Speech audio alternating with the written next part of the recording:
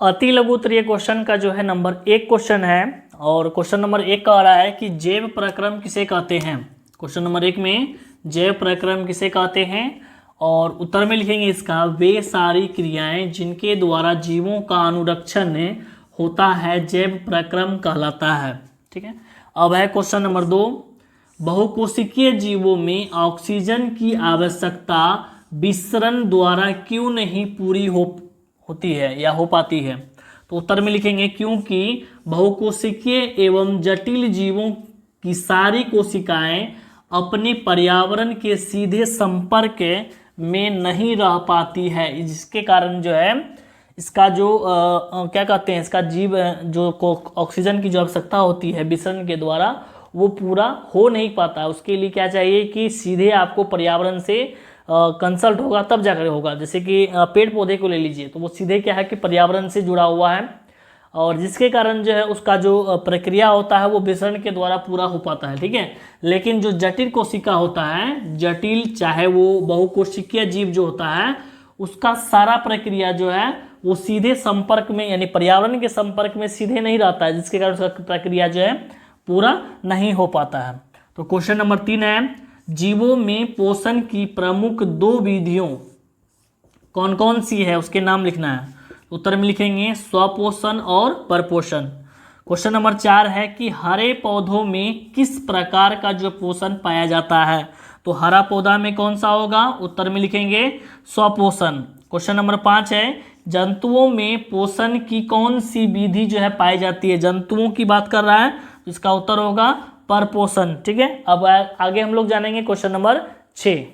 Question 6 यहाँ पे कह रहा है कि 3 प्रकार की परपोषण विधियों के नाम लिखे। परपोषण जो विधि है 3 प्रकार का उसका नाम लिखना है। तो उत्तर में लिखेंगे परजीवी पोषण, उसके बाद होगा पहला होगा मृत जीवी, दूसरा होगा परजीवी और तीसरा होगा प्राणी सम पोषण। ठीक है, मृत जीवी पोषण हो गया पहला, दूसरा हो गया परजीवी पोषण और तीसरा हो गया प्राणी सम पोषण। ये 3 प्रकार का पोषण हो गया। अब है क्वेश्चन 7 में संपूर्ण प्रकाश संश्लेषण की प्रक्रिया का रासायनिक समीकरण लिखे। यानी प्रकाश संश्लेषण का जो प्रक्रिया होता है उसका जो रासायनिक सूत्र होता है उसको लिखना है यहाँ पे। तो उत्तर में लिखेंगे यहाँ पे 6CO2 + 12H2O, उसके बाद सूर्य का प्रकाश और नीचे लिखेंगे क्लोरोफिल, बीच में यहाँ बट्टे होगा।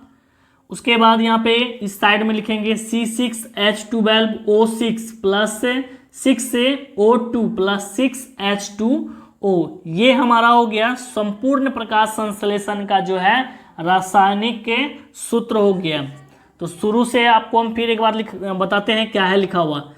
6CO2 मतलब 2 यहाँ पे है नीचे प्लस 12H 2 नीचे है फिर O, सूर्य प्रकाश नीचे है क्लोरोफिल, C6H12O6 यानी C6 होगा H12O6 प्लस होगा फिर 6O2 होगा प्लस फिर 6H2O यानी यहाँ पे हो जाएगा 6H2 फिर O। ठीक है, अब है क्वेश्चन नंबर 9 यहाँ पे प्रकाश संश्लेषण की प्रक्रिया में उपोत्पाद के रूप में क्या बनता है। यानी प्रकाश संश्लेषण का जो प्रक्रिया पूरा होता है तो पूरा होने के बाद जो है उसका उपोत्पाद के रूप में क्या बनता है। तो उत्तर में लिखेंगे इसका ऑक्सीजन O2। अब है क्वेश्चन 9 में प्रकाश संश्लेषण की प्रक्रिया हरित लवक या क्लोरोप्लास्ट में क्यों होता है। यानी प्रकाश संश्लेषण का जो प्रक्रिया होता है वो पत्तों में होता है और पत्तों में जो होता है वो कह रहा है कि यहाँ पे कि हरित लवक या क्लोरोप्लास्ट में ही क्यों होता है। तो यहाँ कारण देंगे, उत्तर में लिखेंगे क्योंकि क्लोरोप्लास्ट में क्लोरोफिल वर्णक पाए जाते हैं। चूंकि ये अधिकांशतः जो है क्या होते हैं पौधों के पत्तियों में पाए जाते हैं। यानी क्लोरोफिल जो है क्या होता है क्लोरोप्लास्ट जो है कहाँ पाया जाता है, क्लोरोफिल वर्णक में पाए जाते हैं और ये क्लोरोफिल वर्णक कहाँ होता है, हरे पत्तों के पौधों में होते हैं पत्तों में होते हैं पौधों के। ठीक है, और वहीं पे उसका क्या होता है कि प्रक्रिया पूरा होता है, भोजन उसका यहीं पे बनता है पत्तियों में।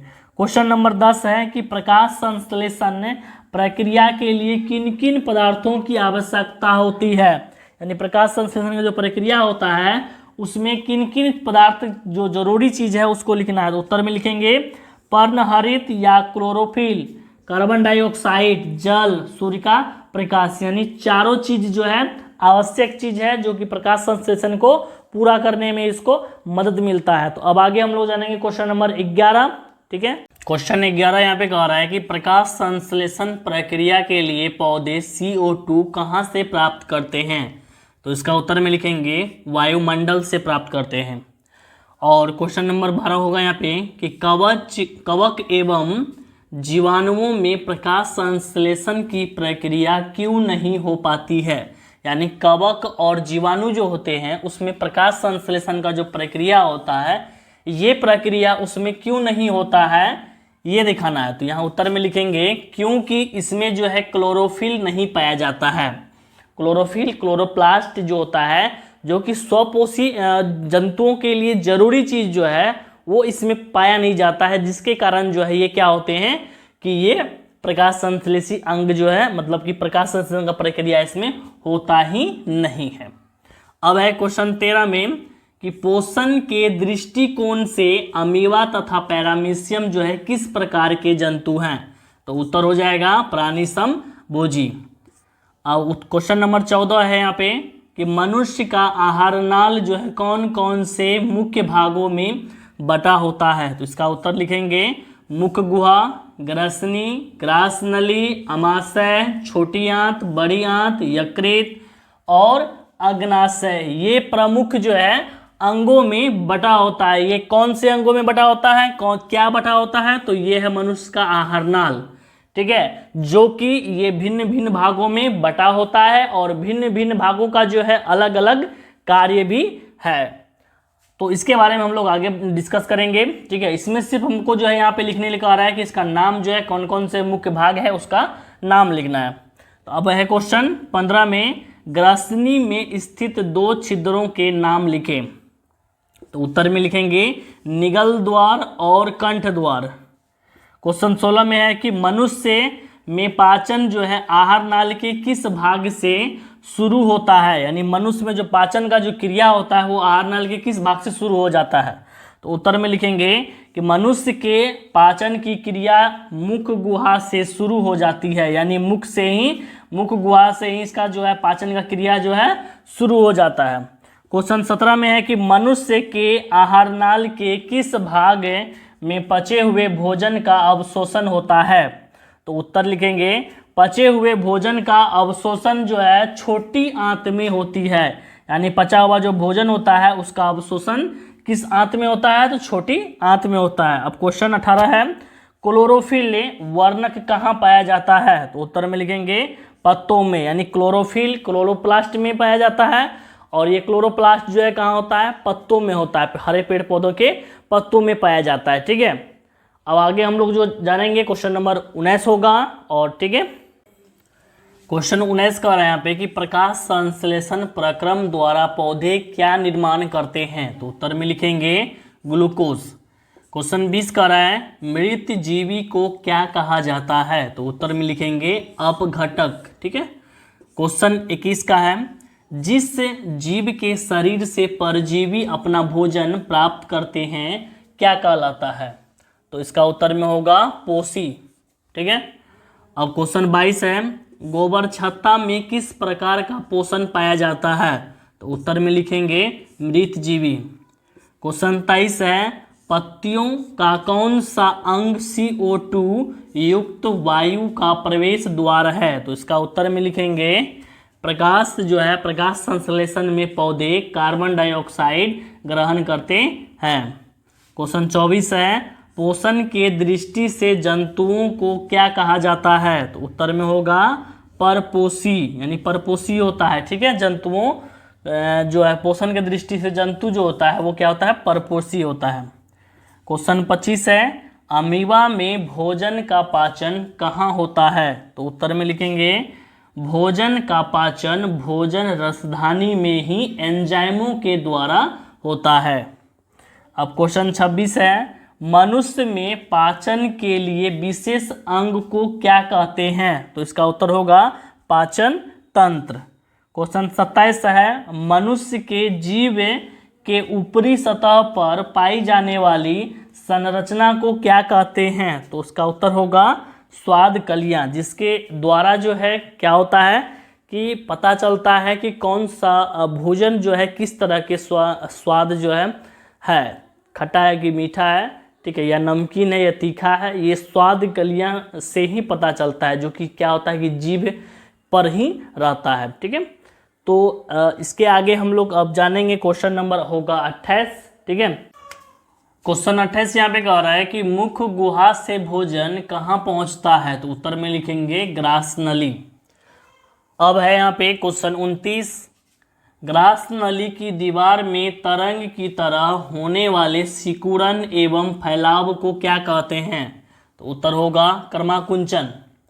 क्वेश्चन 30, भोजन में मौजूद प्रोटोन को पेप्टोन में कौन सा एंजाइम परिवर्तित करता है, तो उत्तर में लिखेंगे पेप्सिन नामक एंजाइम। पेप्सिन नामक जो एंजाइम है वो क्या करता है, जो भोजन में मौजूद प्रोटोन होता है, ठीक है, उसको पेप्टोन में बदलने का यानी परिवर्तित करने का जो है काम करता है। अब है क्वेश्चन 31, आहार नाल के सबसे लंबे भाग को क्या कहते हैं, उत्तर होगा छोटी आंत। क्वेश्चन 32, शरीर की सबसे बड़ी ग्रंथि क्या है, तो उत्तर में हो जाएगा यकृत। क्वेश्चन 33 है, पाचन की क्रिया कहाँ पूर्ण होती है, उत्तर में लिखेंगे छोटी आंत में पाचन की क्रिया पूर्ण होती है। क्वेश्चन 34 में है, छोटी आंत एवं बड़ी आंत के जोड़ पर अवस्थित नली को क्या कहते हैं, उत्तर में लिखेंगे सीकम, ठीक है, सीकम होगा। छोटी आंत और बड़ी आंत का जो जोड़ा जहां होता है उस नली के समीप यानी उस नली को ही क्या बोलते हैं, सीकम बोलते हैं। क्या बोलते हैं, तो सीकम बोलते हैं। अब है क्वेश्चन 35 में, अपचा भोजन अस्थायी तौर पर कहाँ पे संचित रहता है, तो उत्तर में लिखेंगे रेक्टम। रेक्टम में यानी क्या होता है कि अपचा हुआ भोजन जो है वहाँ पे जमा होता है और सोच के द्वारा जो है वो शरीर से बाहर चला जाता है, ठीक है। वीडियो पसंद आए तो लाइक करें, शेयर करें, और चैनल पर नए आए हैं तो चैनल को जो है सब्सक्राइब करके बेल आइकन को प्रेस जरूर करें और अपने दोस्तों के साथ भी शेयर करें। बायोलॉजी का चैप्टर 1 का जो है अति लघु उत्तरीय जो है 35 क्वेश्चन हम करके दिए हैं। अब आगे आपको जो है लघु उत्तरीय क्वेश्चन का जो है 13 क्वेश्चन आपको मिल जाएगा हमारे चैनल पे, और दीर्घ उत्तरीय प्रश्न का जो है 8 क्वेश्चन है वो भी आपको सॉल्व करके दिया हुआ है। आप जाइए उसको देखिए और उस वीडियो को भी प्यार दीजिए और सपोर्ट करें। अब आगे हम लोग चलेंगे, अगला चैप्टर है, और कुछ आपको अगर इसमें नोट्स का ज़रूरी है इस चैप्टर में तो नोट्स पर भी एक टॉपिक्स बनाए हुए हैं और बहुत ही जल्द जो है हमारे चैनल पर जो है आ रहे हैं, तो उसको बहुत ही प्यार दीजिएगा और अपने दोस्तों के साथ भी शेयर करिएगा। तो चलिए अब इतना ही, अब आगे हम लोग बढ़ते हैं और क्वेश्चन हम लोग जो है अब आगे जानेंगे और इसके नोट्स पर भी जो है ध्यान देंगे, और अगला जो चैप्टर है उस चैप्टर को भी लेकर के आते हैं बहुत जल्द। वीडियो देखने के लिए दिल से धन्यवाद है। जय हिंद, जय भारत।